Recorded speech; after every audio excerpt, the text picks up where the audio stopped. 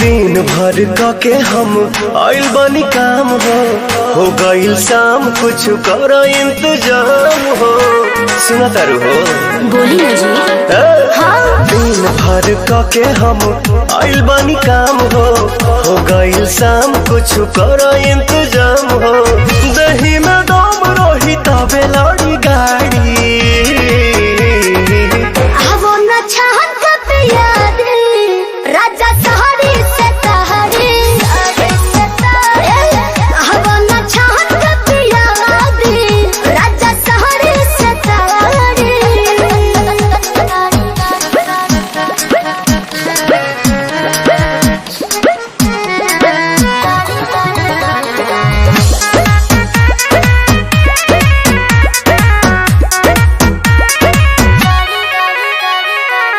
देर न लगाव तानी हाली कहरा बिल्कुल करे चटक चिखाना चिखा के लवने खाली कहरा।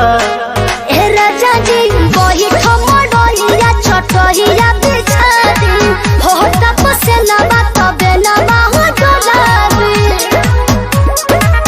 मूड बनो के तनी बने दया नाड़ी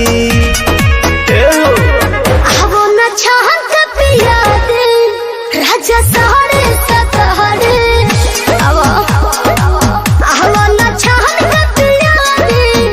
राजा सहरे सतहरे